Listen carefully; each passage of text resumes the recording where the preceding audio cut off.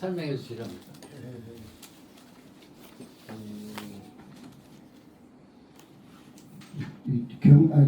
수원에서 이 바로 이 부분이요, 이 부분. 소막기기. 이게 마이크를 좀 내리시고요. 소가요. 네. 수원에서는 설렁탕이라고 합니다. 아니 일단은 지금 이 부분에 대해서 소막기기. 소막기기, 소 배놓기 예. 이 부분에 대해서 한번 설명해 주십시오. 아, 이게 지역마다 좀 차이는 있는데요. 새끼를 주므로 해서 예. 같이 새끼를 내서 예. 새끼는 주고 바로 가려는 그 방법이 예, 그 이야기. 시합이라고 해요. 시합. 시합. 찌를 준다 이 말이에요. 예, 예. 예, 그리고 다시 가려는 방법.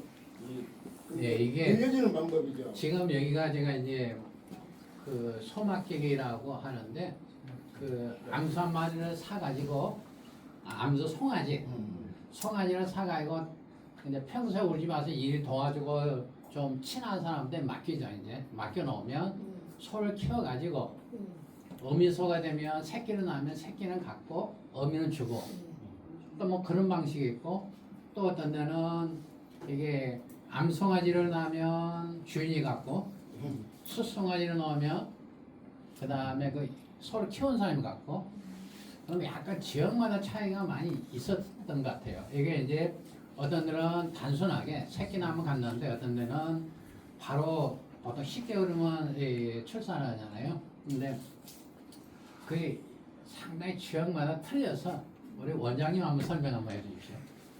저는 이제 이따가 저는 광양인데 광양 방식을 설명해 드리겠습니다. 여기는 나주 방식에 대해서 한번 알아보시면 좋을 것 같아요. 줄이 좀 짧네요. 뭐 이제 갑자기 이 얘기 여기 부족한 사람입니다만은 경험에 대해서 도움이 되려나 모르겠습니다. 제가 지금 오늘 25년이 제가 수의사를 시작한 꼭 50년째 되는 해입니다. 1975년에 학교를 졸업하고 나주에 동물병원을 개업한 지가 우연히 분명히 있고 50년이 됩니다. 그리고 또 한 20여 년 동안 나주 곰탕을 지금 제 내자가 하고 있습니다. 그래서 저하고는 뗄 수 없는 관계가 있다고 생각이 되는데요. 그 소가 재산 증식이었다는 것은 제가 75년도 개업해가지고 진료를 다니는데 그때는 주로 농우소를 치료를 하고 있습니다. 동네에 소가 몇 마리 없었어요. 암소, 농우소에 그때의 영농 방법, 그래서 농우소가 전 집안 재산의 절반이었다고 그 정도로 말을 했습니다. 그럴 때 이 소놓기, 소 맡기기, 시합소 얘기가 나옵니다. 그때는 소몰이를 하고 가는 걸 제가 여러 번 봤어요. 소를 어느 지역에 유지가 소를 많이 가지신 분들이 소를 가지고 동네에서 성실한 분한테 시합을 줍니다. 소를 맡깁니다. 맡기면 지금 송아지부터 키워가지고 임신해서 새끼를 낳기까지는 약 한 2년 내지 3년이 걸리기 때문에 위탁받으신 농가들은 대단히 오랜 세월 동안 소 한 마리를 가져가기 위해 송아지 한 마리를 받기 위해서 그 노력을 했어요. 뭐 그때는 또 사료가 요즘같이 배합사료가 나오고 전부 깔비어서 메고 소죽 끓여서 메고 여물 써서 소죽 끓이고 여물 써서 거기에 부산물, 콩깍지 등등등등을 넣어가지고 소를 빨리 키우려는 노력이 굉장히 있었는데 그때 제가 진료를 하다 보니까 아주 생명같이 다루어서 제가 상당히 바쁜 세월을 보낸 때가 있었습니다. 그리고 그 다음에는 이제 이 홀스타인 젖소가 들어오기 시작하고 요즘에는 뭐 100여두, 1000두까지 키우는 농가들이 있으면 소가 재산 증식이 돼가지고 대단한 재산을 불리는 친구가 있었어요. 기회 된다 보면 어느 때 한담으로 소 맡기기를 더 자세히 제가 말씀을 드리겠습니다. 갑자기 두서가 없었습니다. 네, 감사합니다. 예, 감사합니다. 저는 어렸을 때 저희 그 앞집이 좀 잘 살았었어요. 잘 살아서 이제 아주 어린 기억인데 소를 이제 동네 사람들 그 집 일을 도와준 사람들 송아지를 한 마리 사주면 송아지를 키워가지고 어미소가 되면 어미소는 죽고 새끼는 갖는 구조. 이게 이제 저희는 소 배놓기라고 했는데 나주는 시합소 이제 지역마다 차이가 있는 것 같아요. 그래서 이제 저는 학교 다닐 때 이거 어떻게 응용할까 해서 그 중학교 다닐 때 이제 친구들 있잖아요. 그 친구한테 병아리를 사줄 테니까 나중에 키워가고 되지 않아. 그 경제 모델이니까. 근데 지금 나주 박경준과 그 다음에 옛날에 최시부자 이런 데 보면 옛날에 이 소 시합소 내놓은 게 한 700도? 그 다음에 뭐 900도 이렇게까지 된다고 그랬다고 그래요. 그러면 900군데를 내놓으면 그 다음에 어미소가 아까 이제 처음에 송아지에서 성년기까지 되는 이제 한 2년 한데 해마다 낳잖아요. 이제 한 번 새끼 낳으면 그러면 700마리가 계속 내놓으면 그 다음에 1,400마리가 되는 거예요. 그러니까 이게 1,400마리가 되니까 이 재산 증식에서 옛날에는 굉장히 좋은 수단이어서 여기 근데 이제 그 배경에는 나주처럼 뭐 콩깍지랄지 부산물이 많이 있고 이런 부분들이 가능했기 때문에 이게 하는 것 같은데 당시에 나주에서 뭐 최부자, 이부자, 뭐 또 박부자의 몇 부자들이 계셨는데 그때 한때의 재산 증식을 이걸로 했다고 그래요. 소로. 그래서 이제 이게 재산 증식 수단이 되고 소가 많으니까 이제 나주 같은 거는 소시장이랄지 남평 옷시장이랄지 다른 지역보다 소 도축 시설이랄지 소를 판매하는 시장이 굉장히 활성화됐던 것이 나주였습니다. 그래서 소가 많이 유통되고 많이 도축하고 그러니까 또 육류 쪽으로 또 식문하고 관련이 있고 그런 부분이 좀 있었습니다. 그래서 이것은 어떤 재단정식 경제 모델이면서도 나주의 어떤 육류를 풍부하게 하는 하나의 그 배경이 됐다고 분석이 되는 부분들입니다. 그 보면 이제 지역마다 틀려가지고 저는 어렸을 때 그 제가 살던 지역에는 이게 이제 약간 도박이 암소 숫송아지 나면 키운 사람이 가지고 암송아지 나면 주인 다 주고 다음에 또 키워 그때부터는 이제 나눠 갖기 한 걸로 기억이 되는 것들입니다. 그래서 이것은 이제 자산 정식이었는데요. 굉장히 전국적으로 했는데 특히 이 나주에 옛날 제가 몇 분의 인터뷰를 했는데 나주에서 발달됐던 것 중에 하나더라고요. 이 문화가요. 그래서 이것은 예전에 이제 현금 없이도 아주 못 사는 집도 이게 아무한테나 소를 안 맡기니까 약간 평소에 가서 일을 도와주고 이런 사람들 송아지 한 마리 얻어가서 키우고 그렇게 해서 현금 없이도 이제 키우고 그런 것들. 그 다음에 이제 이것이 굉장히 시인형. 나중에는 소 한 마리 그러니까 나무 소 갖다가 키워가지고 계속 자기가 증식해서 집 샀단 말도 있고 그런 식으로 재산 증식 수단이었습니다. 그 다음에 이제 소를 맡긴 사람 입장에서는 옛날에는 이제 경제가 항상 어떤 시대 보면 집 사서 돈 된 사람, 그 다음에 땅 사서 돈 번 사람, 시대 흐름이 또 주식 사서 돈 번 사람, 시대마다 이 특징이 있는데 아마 일제 1956년, 40, 50, 60년대는 이 소마키가 또 어떤 자산을 증식하는데 굉장히 좋은 수단이 됐던 것 같습니다. 또 그 중심에는 또 나주가 있었던 것 같고요.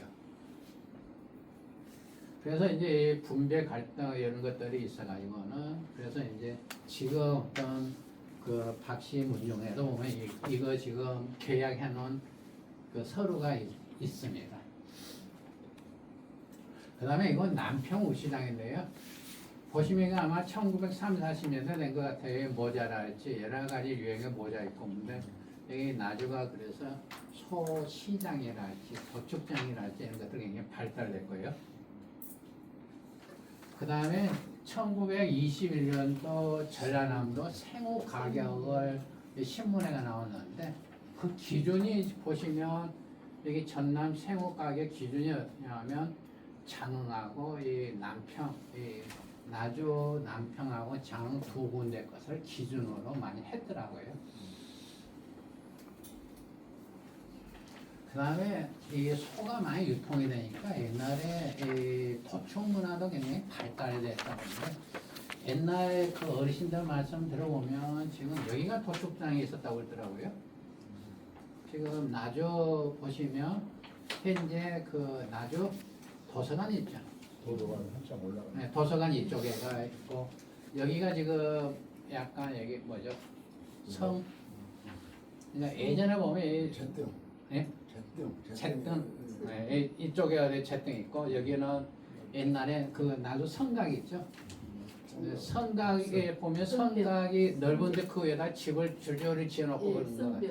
예, 성벽 위에다 짓고 여기는 상당히 높이가 있고 그래서 여기 보면 성벽 높이가 그 담을 싸서 높이도 아니고 이 일부분은 이 언덕처럼 되어 있는 부분도 있고요. 그래서 옛날 나주 읍성인데 이쪽이 도축장이 있고 여기서 공급하고 이런 그래서 그 나주 시내도 하는데 이 도축장이 여기가 있었던 게 읍내에서도 소와 돼지를 많이 키웠다고 그래요. 왜냐하면 도전 공장이랄지 이것들이 부산물이 많이 나오고 또 주정 공장이 있어서 그 술 만들어서 나오는 찌개미 같은 것을 또 사료로 많이 썼다고 그럽니다.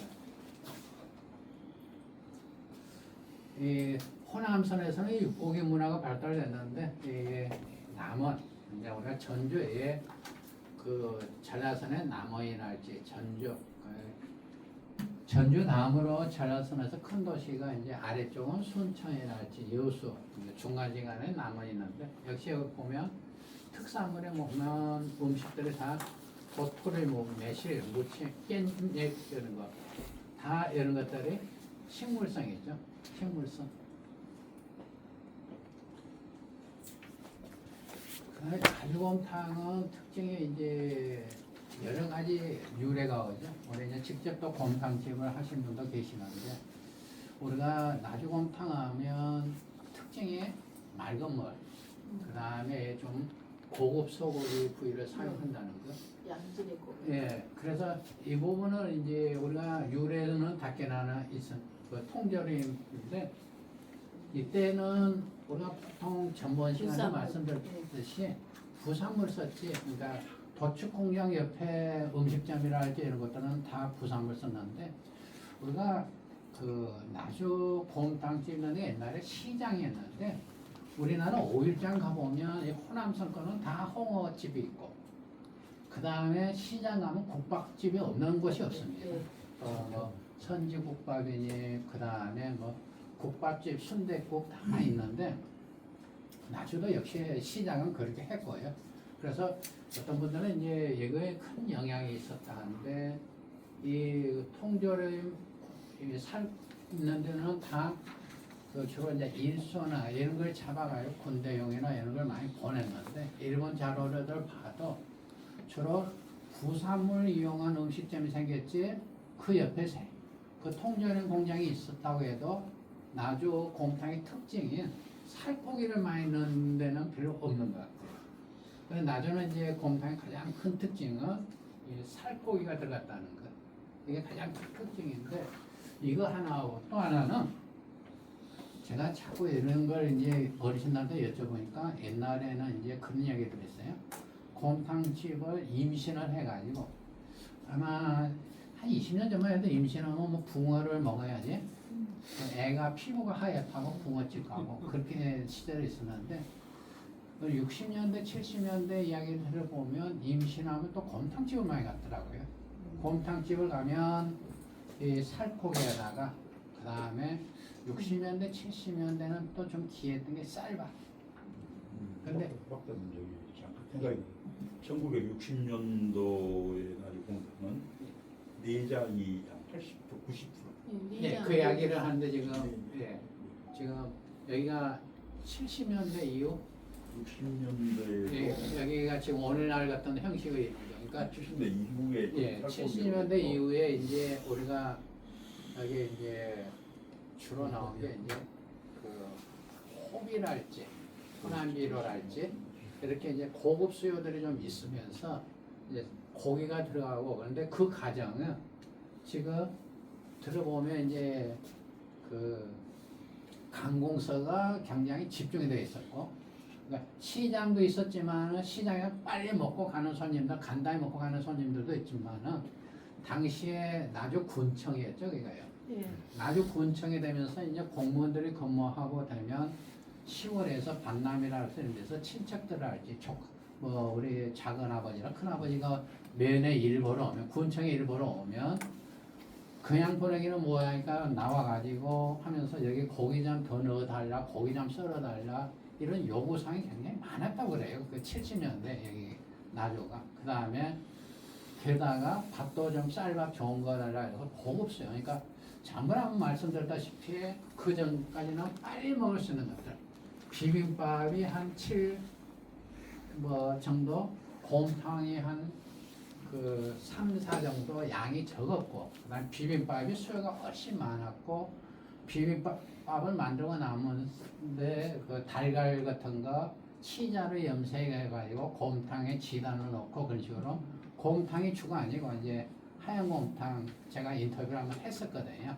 왜냐하면 그게 쭉 해왔었으니까 하는데 그러니까 이 부분 가장 큰 특징이 뭐냐면 우리 여기에서부터 쭉 이렇게 해서 오늘 나주곰탕이 특성이 살아있다는 건 아니고 여기 소고기, 살코기 뭐 이런 고급 부분은 여기 관공서 그 다음에 A지 방문장 그 다음에 고급 손님 한참 고급 손님이 많이 됐던 게 또 우리 뭐냐면 지금 LG의 옛날 호남비료 공장 여기에서 이제 월급 많이 받고 이런 분들이 그 다음에 또 아까 말씀드린 그 임산부랄지 이런 분들이 특별히 와서 먹을 장소 하면서 고기를 자꾸 수육 추가를 할지 손님 요구에 의해서 거기서 응하다 보니까 오늘날에 나주곰탕이 이렇게 발달됐다고 이제 이런 식으로 해석을 할 수 있는 여지가 굉장히 많은 부분입니다. 왜냐하면 직접 문헌으로 나타난 건 없지만 제가 이제 어르신들 옛날에 군청에 근무하신 분들을 인터뷰를 해보니까 그분 개인 이야기는 그래요. 군청에를 근무했는데 반남 출신인데 여기 왔는데 밖에 멀리는 못 가고 곰탕집 가서 작은 아버지가 왔으니까 고기라도 먹이고 싶어서 고기 좀 썰어서 국에다 더 넣어달라고 해가지고 원래 넣었다고 그런 말씀들 하시거든요. 그래서 이제 그런 부분들이 어떤 나주의 프리미엄 곰탕으로 발전하지 않았나. 또 나주곰탕의 특징 중에 하나가 또 이제 지금 한 67, 8살 먹은 분인데 그 이야기를 해요. 자기 형님이 항상 이 곰탕집을 가면 하얀 쌀밥을 먹었다고 그래요. 그래서 나주곰탕집을 갔던 이유 중에 하나가 하얀 쌀밥. 그러니까 나주가 쌀이 나주 평양에 풍부하잖아요. 그래서 쌀밥하고 곰탕하고 조합이 되기 때문에 고급 식품이기 때문에 같다. 뭐 그런 이야기를 하니까 결국 이 수요가 그렇게 만들었다고 하는 거거든요. 그러니까 풍부한 이 고기의 공급, 그다음에 수요 이게 맞아떨어서 나주곰탕이 이렇게 발전했다고 해석이 됩니다. 그래서 흰쌀밥을 말씀드리는 건 그 부분입니다. 그다음에 접대 음식 아니면 이제 임산문화의 보양식으로서 나주를 대표하는 음식으로 자리 잡는 것들. 그래서 이것이 오늘날의 나주곰탕으로 발전됐고요. 그런 식으로 해석이 됩니다. 그 다음에 호남선의 육전과 절야선은 이것은 이제 제가 대비를 시키기 위해서 흔히 우리 이제 여기 저는 이제 아주 대방 아파트 사는데 여기 가면 항상 좀 음식 시키면 육전이 나오더라고요. 근데 이 육전이 이 강주에서는 7대 음식에 포함을 시키는 것들이거든요. 그래서 육전이 옛날에 나주나 강주나 상당히 발전이 됐는데 육전은 고기에 맡기는 밀가루 음식 이렇게 붙이는 것들인데 저는 저쪽 지역에서 음식점에 가서 육전을 내온 데를 못 봤었어요. 강주에서는 제가 육전 내온 걸 보고 강주에서도 옛날에 어디 그 문심사로 한 좀 고급 식당인가 육전이 굉장히 많이 나오더라고요. 근데 순천, 여수, 광양 이쪽은 이제 물론 있는 집도 있지만 이렇게 일상적으로 자주 육전이 나오는 것들은 없습니다. 그래서 이제 대신 그쪽에는 흔히 먹을 수 있는 것들이 이제 방안육전이랄지 약간 배추향이죠. 이런 것들이 자주 나오고 이게 차별이 되는 겁니다. 그래서 이게 비교가 대비가 되기 때문에 이제 전라선 음식은 이 전을 부치더라도 김치를 만들더라도 항상 고기가 사용되는 문화들. 그 다음에 이제 전라선 거는 달걀 이런 거 넣습니다. 그 다음에 생선을 많이 넣긴 넣죠. 여수, 광양 이쪽 바다가 있으니까 생선은 넣어도 육고기는 넣는 문화는 그렇게 활성화되지는 않는 법들입니다. 물론 이제 여기 방한예품 우리가 표지 말에 대청양이라는데 이것은 조선 왕조실록 승전의 이렇게 일성을 보면 전라도에서 생산이 많이 되고 그래서 부족에 대해서 중국에서 수입까지 해오는 것들. 그 다음에 일본 오키나와에서 한국으로 여기 진상하고 그런 품목 중에 하나가 여기 배추향입니다. 한자로 각향이라고 해서 감기 치료랄지 한약재로 쓰는 것들이거든요. 이 육전은 지금도 저는 이제 나주에서는 아마 식당 좀 괜찮은 식당에 흔히 먹을 수 있는 거라서 굉장히 이것은 나주의 음식 특색을 나타내는 중에 하나가 이 육전이라고 봅니다. 육전 같은 경우는 보통 그 제사 음식으로 많이 하잖아요. 예. 제사 음식에 육전이 들어가죠. 일상적으로 자주 제사 음식 많이 하죠. 예. 식당 가면 자주 나오는 게 육전입니다. 근데 옛날에는 고기가 이제 육전이 기했을 때는 그 소고기는 산적 예. 꼬치에다 이렇게 해갖고 산적을 그것은 많이 이제, 하고 예. 저 돼지고기로 육전같이로 이렇게 지졌어요. 돼지고기로. 일단 고기를 사용되는 예, 게 예, 예. 육전이고 돼지고기로. 그다음에 제사 음식에 사용되는 것은 대체 꼬치로 꽂아서 예, 이용하는 예. 것들 제사 음식. 예, 산적.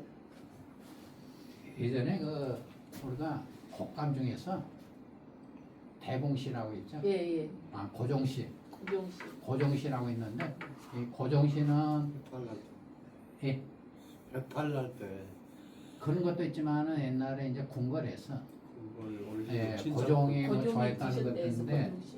고종씨 같은 경우는 곶감을 만들 때 재래도- 꼬챙이를 꽂지는 않습니다. 곶감은 꼬챙이로 꽂아가고 제사 음식이라고 해서 예. 궁궐에서 먹는 거라고 아니라고 해가지고 옛날에서 궁궐에서 먹는 곶감 같은 경우는 이 실 같은 거 매달아서 네, 곶감을 네. 만들었었습니다. 그래서 우리가 흔히 제사 음식은 꼬치로 꽂는 거. 그래서 곶감도 제사 음식에 쓰는 건 아니지만 꼬치로 꽂았기 때문에 제사 음식이라고 해서 그래서 곶감이죠. 예, 꽂을 꽂을 꽂자죠. 예, 예, 근데 그 고종시나 이런 걸 곶감은 궁궐에서 사용된 것들은 예, 꼬챙이로 꽂은 곶감을 사용 안 하고요. 그냥 말려서 이용한 것들입니다. 그래서 제사 음식은 아마 예, 꽂는 거, 꽃이 관련이 많고요.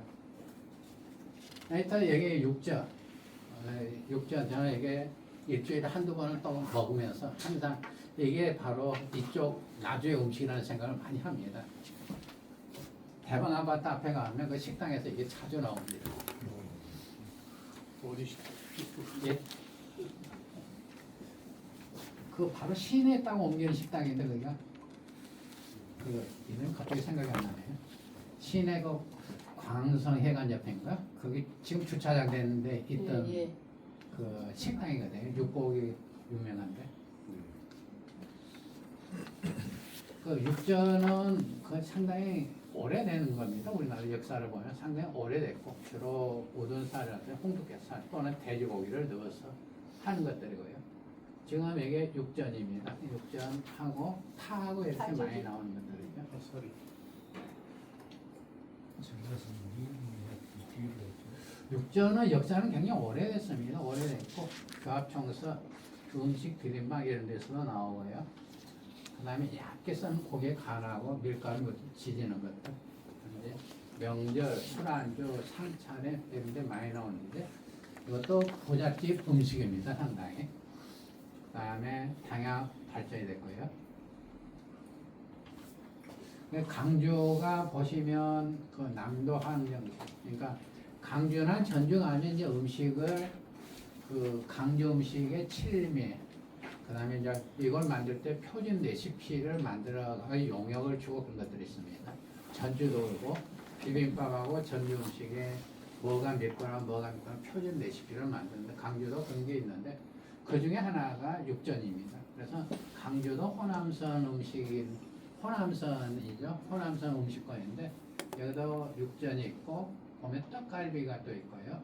그 다음에 오리탕이 있고 그래서 강주 음식 중에도 역시 육고기가 많이 있습니다. 근데 오리탕은 제가 전번에 말씀드렸다시피 이제 옛날 신문을 보면 영산강에 철새 오리가 많이 오고 그래서 그 오리를 잡아서 요리해 먹었던 데서 유래가 돼서 많이 발전이 됐다. 뭐 그런 신문 기사로 봐서는 오리탕도 나주도 같은 지역입니다. 그 다음에 이제 여기가 처음에 음식 칠미를 해가지고 다음에 약간 하나가 더 들어가는 게 이제 이게 지금 주먹밥이 들어갔습니다. 주먹밥이 들어가서 이제 5.18 역사를 맡아서 그래서 최근에는 이 음식의 그 칠미가 지금 떡갈비, 오리탕, 육전, 애호박찌개 여기까지가 다 고기가 들어가는 음식들이죠. 애호박찌개, 육전, 오리탕, 떡갈비, 보리밥, 상추튀김, 주먹밥 이런 것들은 이제 강주 음식인데 역시 호남선 음식에 애호박찌개, 그다음 육전, 오리탕 여기에 들어가고 있습니다.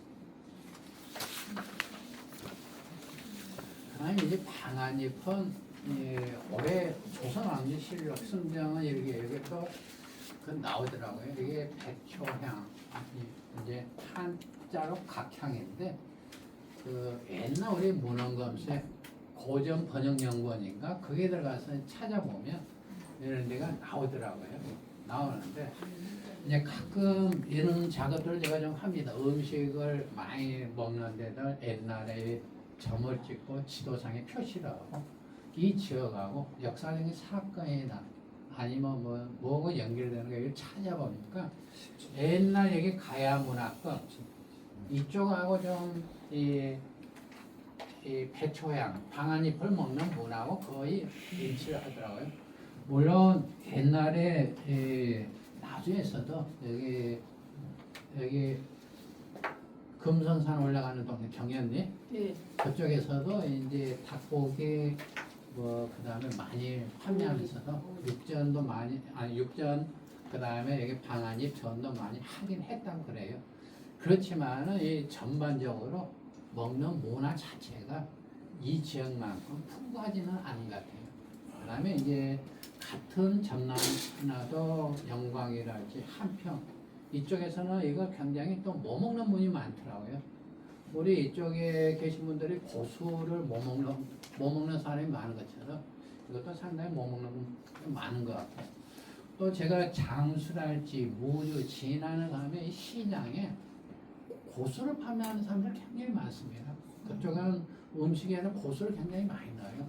그래서 고수를 많이 넣는데 또 많이 넣는 것 중에 하나가 이 배추향을 많이 넣거든요. 그쪽 전라선 건약인데 그래서 근본적으로 우리가 이제 나주는 DNA가 고기를 잘 먹는 DNA가 있다고 친다면 이쪽 지역은 기본적으로 향료들 고수랄지 배추향이랄지 이것을 능숙하게 잘 먹는 어떤 DNA가 있다는 생각들이 많이 듭니다. 그래서 가끔 제가 이제 사람들에게 좀 쉽게 이야기를 하려고 저는 이제 성이 김해허씨인데 지금 이 방한잎을 제가 이제 가끔 그런 이야기를 해요. 이것은 우리 집안 음식이라는 이야기를 많이 합니다. 배초향에 대해서 집안 음식이라 이것은. 그래서 이제 사람들은 왜 그 집안에서 많이 먹냐고 하면 저는 이제 여기 가야 저는 이제 본관이 김해허씨고 김해김씨하고 예전에 저희 어렸을 때 기억에 남는 것은 제 고모니까 김해허씨죠. 고모가 동네 총각하고 바로 좀 좋아했었는데 집안에서 결혼을 못하게 했던 게 뭐냐면 김해 김씨이기 때문에 못 한다고 하고 그때 결혼을 결국 못했었는데 그게 이제 김해 김씨는 시조가 김수로왕이고 김해 허씨는 시조가 인도. 이제 그 인도 예, 허왕입니다. 허왕. 서부인. 그 말도 안 되죠. 오늘날 시각. 근데 이제 같은 김에 그 김씨, 그러니까 김수로 왕의 자손이다. 아들 중에서 이제 큰 아들은 김해 김씨하고 둘째 아들은 김해 허씨. 그래서 여기 가야국에 그래서 이제 그 허왕은 보통 이제 일설에 그 인도에서 왔다. 그러면 인도는 그 허부 향료 식물을 많이 먹는 나라다. 향료를 많이 쓰는 나라다. 그래서 이제 이해를 그 강의를 듣는 분들 이해를 하기 좋게 그러니까 이 방한잎을 그렇게 좀 설명을 하고 있습니다. 그래서 여기 보면 잼피하고 그다음에 이 방한잎하고 옛날에 가야 문화권들 그래서 여기 보면 남원이랄지 이쪽들이 다 옛날 가야 문화권 거창 이런데 하마 이런 데가 좀 포함이 되는데 우리 여기서 오신 스님도 마산이 댁이라고 했는데 마산이 또 김해 옆이잖아요.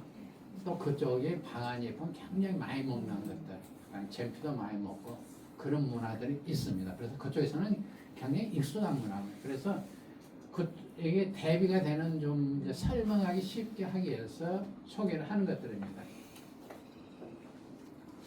방한잎은 이제 이것들이 이게 저는 이제 그런 식으로 좀 해석이 돼요. 왜냐하면 섬진강 쪽하고 영산강 음식을 비교를 하면 이쪽에도 매운탕도 있고 그쪽에도 매운탕이 있는데 섬진강 쪽 매운탕에는 이게 반드시 들어갑니다. 아니면 잼피라 이게 반드시 들어가요. 그 다음에 근데 음식에 보면 이쪽 음식들은 아까 우리가 나주 곰탕이라 할지 이런 것처럼 육고기는 어때요? 육고기는? 아니 육고기는 반찬 많이 없어도 그러니까 육회 비빔밥인 것 같아요. 반찬 많이 없어도 그냥 고기는 맛있는 것 같아요. 근데 이쪽에 맛없는 거에는 향신료라지 다양하게 맛있는 것 같고 또 우리가 쌀밥은 밥만 먹어도 맛있다고 그러잖아요. 또 저쪽 산간지에는 보리밥 먹으면 참 그 반찬이랄 좀 뭐 고추장 이런 거 비벼라도 먹어야 먹지 쌀은 그냥 쌀밥만 먹어도 맛있고 그래서 이런 다양한 것들이 음식에 이제 양념 문화가 발달된 것들은 이것들이 본질적으로 주식에서 어떤 맛을 그 자체가 많이 없기 때문에 그걸 굽기 위해서 다양한 것들이 발전되지 않았나 그렇게 생각이 됩니다. 그래서 나주에서 저는 이제 장어탕이라든지 장어국을 먹어보면 이 요리법이 굉장히 틀린 것 같아요. 이쪽하고 요리법 자체가 틀리고 맛법이 좀 틀린 것 같고 근데 그런 측면에서 이해하면 될 것 같고요. 특히 이제 이것은 지금 여기 항염, 항산화, 진정, 소화촉진 뭐 이런 효과들이 있는데 가끔 이제 섬진강 쪽에서는 그런 이야기를 합니다. 잼피라 할지 이것이 물고기 먹으면 식중독 걸리기 때문에 소독이랄지 그런 것들을 많이 먹는다 그러는데 영산강도 똑같잖아요. 같은 어류 먹으면 식중독 걸릴 수 있고 뭐 방부도 효과도 있어야 되는데 똑같은 강가의 음식이지만은 확연하게 이게 민물로 들어가서 민물 요리로 들어가면 이거 넣고 안 넣고 차이들이 굉장히 많이 있습니다. 근데 이것 자체가 민물로 넣고는 해석이 안 되는 것 같고 기본적으로 고기랄지 쌀밥이랄지 이런 거하고 해석을 하게 되면 이거 어느 정도 좀 해설이 설명이 가능한 부분이 있습니다. 교수님, 그 한해살이라고 있는데요. 예. 우리 집은 내가 키우거든요. 겨울에 라면 숙건초입니다. 숙건초. 숙건초. 그러니까 좀 따뜻한 데서는 숙건초고 예. 추운 곳에서는 이런 초고요. 그래서 예. 겨울에 혹시 그러면 집 한 장만 놔두면 그 다음에 또 싹 나고. 예. 좀 따뜻한 지역에서는 숙건초입니다. 이거 같은 경우는 저는 이제 이쪽에서는 많이 안 키우지만은 부업하는 거는 이것은 좀 이제 좋아하시는 분 같은 경우는 우리 그 양파깡 까자 있잖아요. 예. 근데 가자 같은데 이런 거 분말 넣어서 하면 참 맛있을 것 같아요. 우리가 요즘 일본에 보면 뭐죠? 일본 우리 해 먹을 때 나오는 거. 좀 꼽힌 것 가지고 이제 튀김도 있는 거. 예. 그래서 이런 향료가 음식에서 많이 활용이 안 되는 것 같아요. 근데 이건 앞으로 가공 가능성이 굉장히 많다고 생각되는 것들입니다. 그다음에 김치 이쪽에 오니까 또 김치에도 고기를 넣더라고요. 예. 예, 고창도 그러고 정읍도 그러고 목포도 그러고 저는 이 김치를 볼 때 고기를 썰어 넣은 것도 처음 이쪽에 와서 처음 알았습니다. 그래서 이제 물론 이제 고기를 언제 먹냐에 따라서 틀어지는데 여기는 고기를 잘게 부잣집은 또 쇠고기를 썰어서 김치 담을 때 넣더라고요. 그래서 예전에 한번 돼지고기 같은 것은 겨울에 먹을 거 김치찌개 해 먹을 거 넣습니다. 예, 그래서 이제 김치찌개에서 오리지널은 예. 또 돼지고기를 크게 썰어가고 김치에다 묻혀서 그거 자체를 찌개로 맛있다고 그러더라고요. 영광이나 이쪽 나주에서는요. 그래서 김치에서도 여기는 고기를 썰어놓고 이 전라성권에는 제가 조사한 바에 의하면 김치를 만들 때 고기를 잘게 썰어놓은 것들이 없었어요.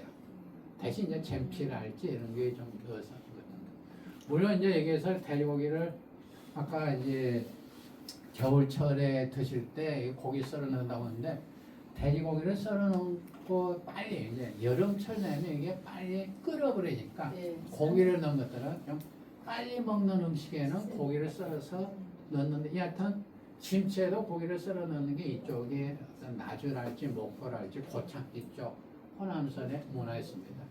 여기 넣으면 이제 찌개로 활용할 때 굉장히 좋고요. 돼지고기를 김치에 썰어 넣으면 그 다음에 이제 초봄 겨울에 먹기 좋고요. 그 다음에 이제 이쪽은 그 전피 그 다음에 이것을 껍질로도 넣고 또 잎사귀도 넣고 그런 문화가 있습니다. 이 초피, 제피는 이쪽 순천, 광양, 구례 이쪽에 굉장히 많이 나오는데요. 이런 것들은 이제 우리가 국제적으로 보면 우리만 먹을까 한번 검색해 보니까요. 중국 사천성에서는 이게 굉장히 많이 쓰는 것 같고요. 사천 요리에서. 그다음에 일본에서도 이 청어 요리할 때 우리가 청어하면 우리나라 대표적인 요리가 뭐죠? 청어하면 구름포에 가메기. 가메기인데 일본에서 이제 가메기를 이렇게 해먹는데 여기는 이제 이 초피향을 이렇게 그 잼피 잎사귀를 이렇게 해서 향을 집어넣는 문화가 있습니다. 여기는 그러면 이제 저 생선회가 이 향이 스며들어가지고 고기 자체가 맛있다고 그래요. 그다음에 나주 생고기. 여기는 정말로 생고기가 나주는 특별한데 가장 생고기를 먹을 수 있다는 것은 신선하다는 거죠. 근처에서 도살장이랄지 신선한 거 먹을 수 있다는 것들. 근데 생고기를 아까 그 어떤 분이 와가지고 저한테 그러니까 생고기 먹으면 힘이 나냐? 나중에 일을 많이 하니까 생고기를 먹는 것 같다는데 실제로 이런 부분들 굉장히 그 생고기를 먹을 때 좋은 겁니다. 이 중에서 우리가 이제 간과하기 쉬운 것 중에 하나가 이 효소인데요. 효소는 저는 감기 기운이 있으면 항상 토마토나 그 딸기 같은 거 한 1kg 먹어보면 싹 달아납니다. 그 항산화 성분들이 굉장히 많으니까요. 근데 이제 효소 같은 경우는 근데 우리가 그 토마토 유통되는 거하고 생토마토가 먹었을 때 차이가 이겁니다. 효소. 효소는 이게 우리가 다양한 거죠.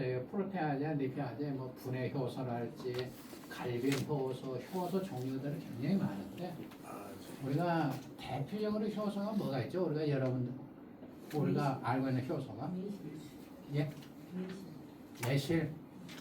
매실은 효소라기보다는 그 추출물이고 우리 대표적인 효소가 뭐냐면 그 식혜. 식혜 그 우리가 그 식혜 효소 있죠? 예. 그래가지고 그래서 효소는 식혜를 만들 때 보통 몇 도씨에서 하신 거예요? 65도에서 75도? 예, 그 온도가 이 효소 활성화 굉장히 좋은 온도입니다.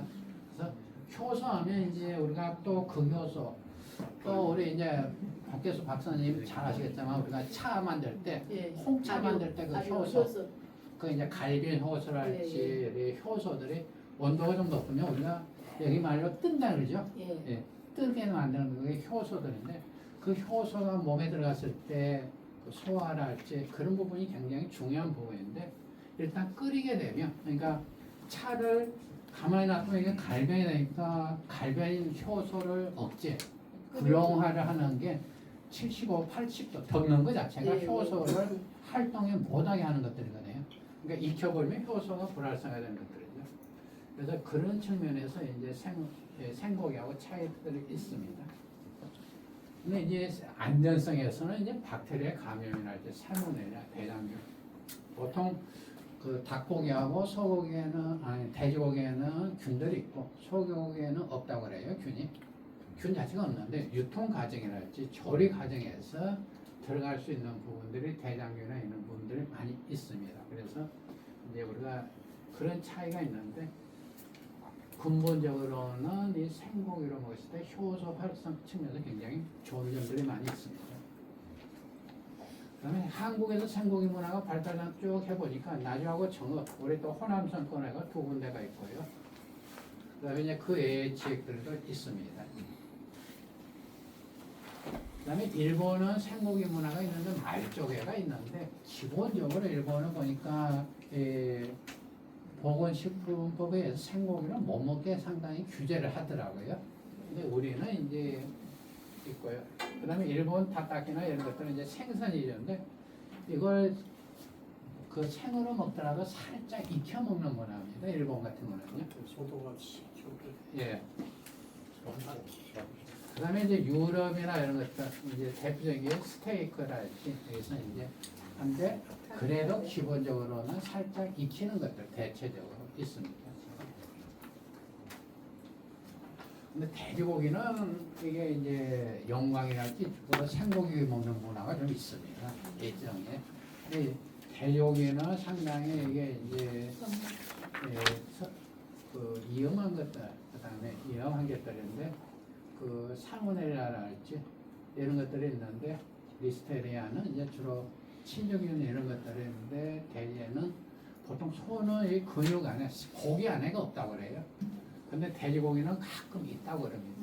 근데 이쪽 호남 고창이랄지 용강이랄지 이쪽은 이 문화가 있습니다. 생고기 문화가. 나주에서는 제가 그 이야기는 아직은 못 들었는데 옛날에 먹었다고 그래요. 돼지고기를 육회처럼 떠서도 먹고 그런 문화가 있었다고. 그 다음에 닭고기. 우리 닭고기는 나주에서도 닭 잡아오면 부위별로 좀 주더라고요. 생고기를. 예, 그런 부위가 있습니다. 근데 그 대체 일본 같은 경우는 옛날에 그 캠필로박터 때문에 예, 법적 경우가 강화돼가지고 못 먹게 합니다. 그 다음에 나주의 된장박이 돼지고기. 그러니까 또 우리 원장님이 한남 쪽에서 보셨다고 해서 제가 이제 그 말씀을 해주시기에 조사를 하러 몇 번 다녔어요. 그러니까 나주에서도 옛날에 된장 속에 넣어서 먹었다 했지. 소금 속에 돼지고기를 잡아가지고 넣어서 이거 이제 나중에 꺼내서 조리를 해 먹었다고 하는데요. 일본 같은 데는 좀 있는 것 같고요. 그 다음에 나주뿐만 아니라 이제 우리 호남선권에 신화이나 할지 영광 이쪽에 이 문화가 있습니다. 섬 쪽에서는. 그래서 오늘날 그쪽에 가면 목포에서는 여기 상품화라는 게 있어요. 돼지고기를 이 된장 속에다가 처박아 놨다가 냉장고가 없을 때 그랬습니다. 지금도 이제 닭장 그걸 같이. 해가지고 겨울에 닭장 예. 갖고 떡국 끓여 먹듯이 돼지고기를 된장만 아, 했어요. 경험이 있으시네요. 예. 제가 항상 자주 여쭤보거든요. 옛날에 근데 가까이 계셨는데 제가 또 멀리 가서 또 반남에서 보셨다 해서 반남카가 어르신들 인터뷰하러 갔었어요. 예, 그래요. 예, 하여튼 그런 문화들이 그러니까 고기를 이렇게 다양하게 김치에도 넣고 된장 속에도 넣고 근데 이것들이 그 목포 같은 데 가면 이제 이게 유명합니다. 된장에다가 넣어놨던 옛날 문화인데 이걸 꺼내가지고 삼겹살을 먹으니까 잡내도 없고 맛있다고 짭짤하니 맛있다고 해가지고 목포의 된장박이 뭐 삼겹살 집인가 지금 상품화돼서 판매가 되고 있습니다. 보니까 나주에도 이제 그런 문화가 있었고요. 그다음에 여기 보시면 이제 저장이 옛날에는 저장이 목표였지만은 지금은 이제 돼지 어떤 잡내 제분 그다음에 이런 것들 이제 그릇 탐사이랄지 이런 것들이 이제 고기에 스며들게 해서 맛있게 하는 거, 구수한 맛 이런 것 때문에 이제 그다음에 그 된장의 독소를 중화하는 민간신화 이런 게 연결되고 하는데 실제 서울이랄지 그다음에 몇몇 지역에서는 이것을 그 특산품으로 그러니까 삼겹살용으로 이제 이거에서 조금 발전이 돼가지고 옛날에는 된장을 고기를 된장 속에 넣어놔서 저장했지만 지금은 이제 아예 돼지고기나 이것을 된장물에다가 한 10시간 정도 담가놨다가 삼겹살로 제공하는 데도 있습니다. 그 다음에 여기는 이제 신안이랄지 전남의 일부 지역에서는 병어도 또 그렇게 저장을 했더라고요. 된장 속에다가.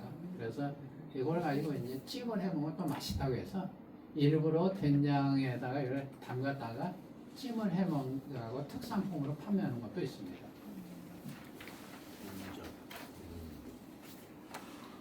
여기는 이제 여기는 약간 강진이랄지 저쪽에 목포 이쪽에를 가보면 또 소금 속에다가 돼지고기를 넣어서 저장해서 또 먹었던 문화들이 많이 있습니다. 그래서 이제 표는 고기를 소금에 박아두었다면 특별히 어떤 용어 자체는 없는데 그렇게 해먹는 문화는 이 나주에서도 있었습니다. 그 다음에 여기는 이제 여기까지 하시고 지난주에 이제 우리 홍양여 선생님이 질문하신 간수. 간수는 우리가 이제 보통 기본적으로 소금은 알칼리죠. 알칼리고 소금기가 있어서 바닷물이 알칼리고 그래서 이제 알칼리다 보니까 우리가 이제 그 균이랄지 이런 게 자체가 민물하고 차이가 난다는 한번 말씀드렸는데 간수는 이렇게 이것은 이제 이 항아리만 또 팔더라고요. 간수용 항아리. 이 밑에 간수가 빠지겠고. 근데 예전에 시골에는 이렇게 소금 쌓아놓으면 아래쪽에 그릇, 사발 이렇게 놓고 간수 많이 받았고 받아놨다가 명절 때 두부 만들고 그럴 때 많이 썼었죠. 두부나 이런 거 만들 때. 그래서 이게 이제 간수가 주로 많이 드는 게 주로 드는 게 영아만. 이게 다 뭐죠? 우리가 흔히 말하는 무기물이죠. 무기물들. 염화 마그네슘, 염화 칼슘, 항산 마그네슘, 무기물들인데요. 이게 이제 대체적으로 응고력이 높고, 그 다음에 이제 약간 쓴맛이 있고, 이런 것들입니다. 그래서 우리가 간수를 빼는 이유는 가장 큰 이유는 이게 이제 그 소금기가 너무 간수가 빠지면 무기물이 빠지니까 소금이 좀 부드러워지는 특징이다. 소금이 너무 강하면 약간 맛이 쓴맛이랄지 음식 재료를 요리했을 때 음식 재료를 거칠게 만들기 때문에 소금 자체를 순하게 만들기 위해서 간수를 빼는 것들입니다. 그 다음에 이제 소금 자체를 그대로 쓰면 발효식품 같으면 된장 만들거나 발효식품이 너무 강해가지고 발효 자체가 안 되기 때문에 그 순도를 좀 낮추는 작업이다. 그래서 이걸 빼가지고 어디에다 쓰냐면 이제 두부 제조할 때 응고할 때 쓴다 그랬지. 그 다음에 우메보시라고 해서 우리 매실 장아찌랄지 매실 그런 거 했을 때 많이 쓰는 것들입니다. 그 다음에 이제 염화 마그네슘이랄지 이런 것을 뺄 때 또 쓰는 것들이고요. 근데 이 마그네슘 같은 건 사실은 우리가 세발나무 같은데 마그네슘의 함량이 굉장히 높은데 이것은 또 마그네슘은 강점도 굉장히 많습니다. 왜냐하면 이것은 남자의 정자를 활성화시키는다든지 이런 작용들이 굉장히 많은 것들인데 그 용도에 따라서는 틀려지는 것들입니다.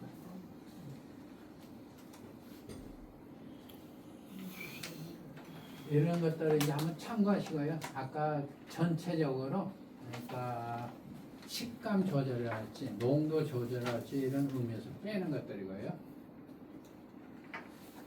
그 다음에 세계적으로 보면 이 소금에서 간수를 빼가지고 이걸 가지고는 이제 그 두부 만드는 나라에서는 두부 응고할 때 이걸 많이 쓰는 것들입니다.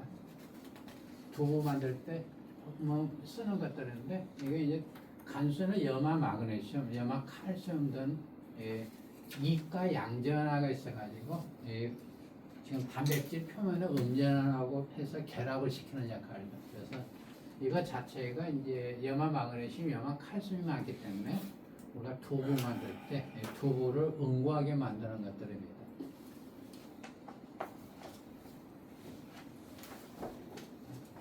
지금은 이게 이제 마그네슘 2 플러스 칼슘 2 플러스 이것이 이제 이가 양이온인 거예요.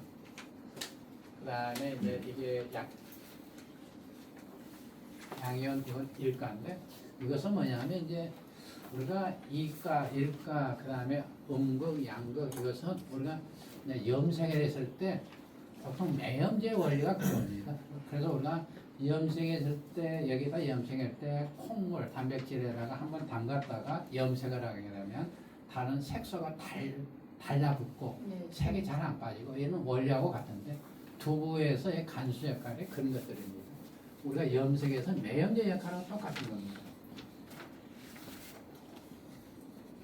여기까지 한번 그다음에 결론은 이제 오늘 결론은 호남선은 다양하게 그 육류 중심 음식인데 특히 나주에서 뭐 김치를 만들 때도 쓰고 곰탕에도 쓰고 그다음에 육전에도 쓰고 그냥 다양하게 고기가 쓰이는 게 특징이다. 그래서 호남선 음식의 가장 큰 특징 중에 하나는 육류 중심이고 그 육류를 많이 쓰는 곳 중에 하나가 특히 많이 쓰는 것이 나주다. 그래서 호남선 음식을 먹고 싶으면 나주로 오고 나주에서는 그런 특색을 가진 식당이랄지 이런 데를 좀 그 컨텐츠하고 이것을 조금 육성하고 그다음에 홍보하고 이런 작업들이 좀 필요하다는 걸 말씀드립니다.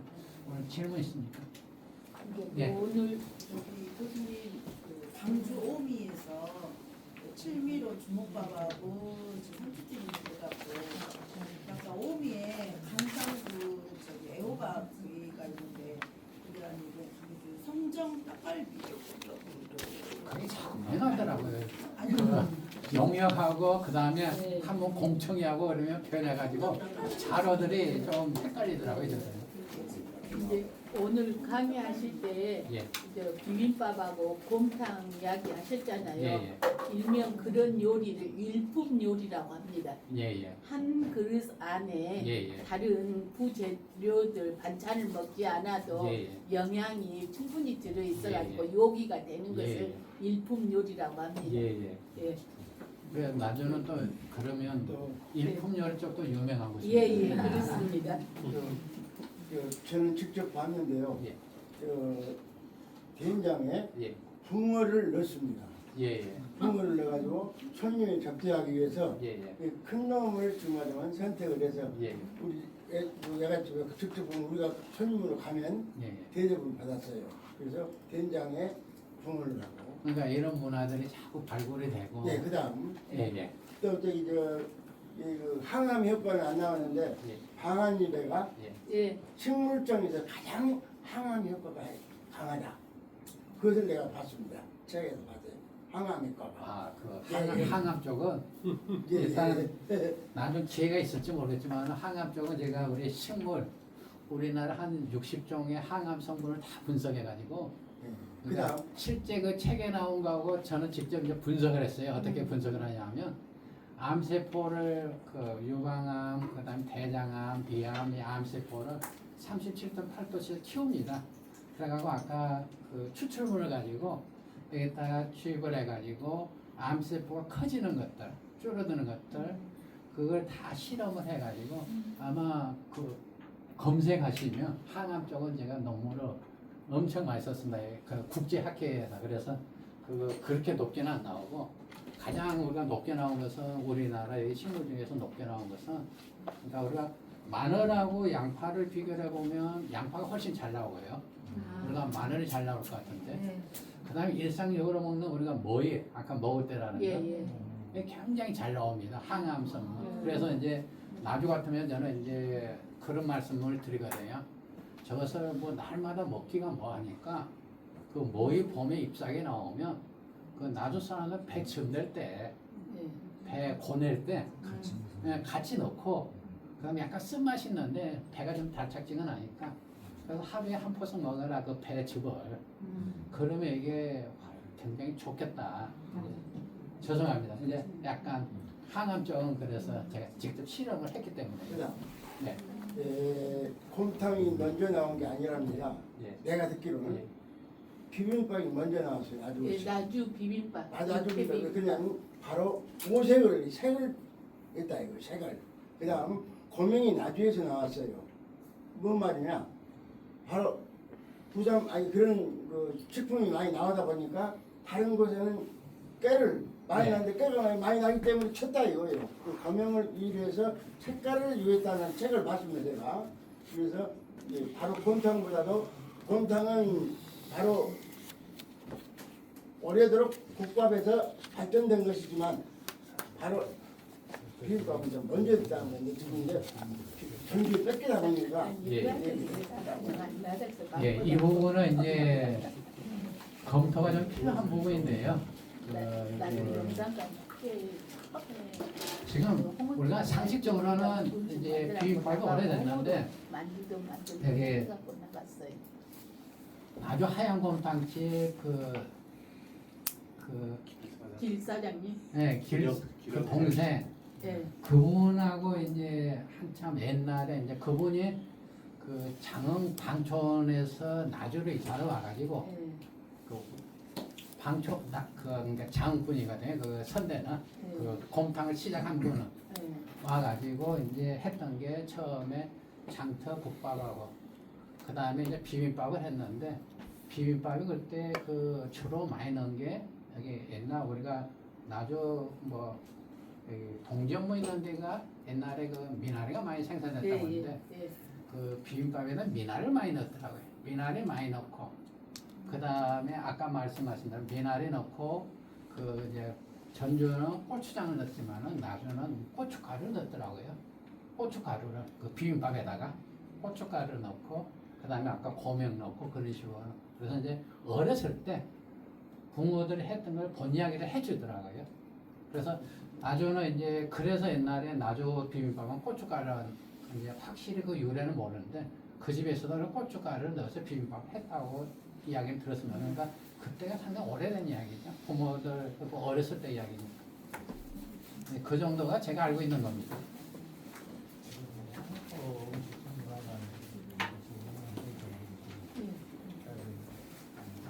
예.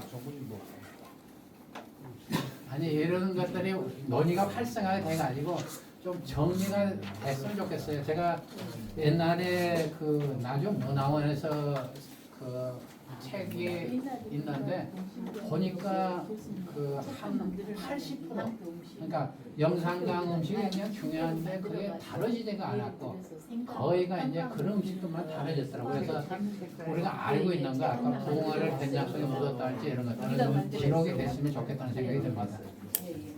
그래서 오늘 이제 다양한 이야기들이 나왔는데 이게 지금 이 강의에 제가 이제 저는 알고 있는 거 그다음에 이것을 이렇게 정리하면 좋겠다는 게 제안을 드린 것들이고요. 그다음에 이제 여러분들은 알고 있고 이런 것들이 나중에 논의가 되고 이게 정리가 돼가지고 나중 음식의 뿌리를 만들었으면 좋겠다는 생각이 듭니다. 예, 고맙습니다. 지금 그 네. 교수님.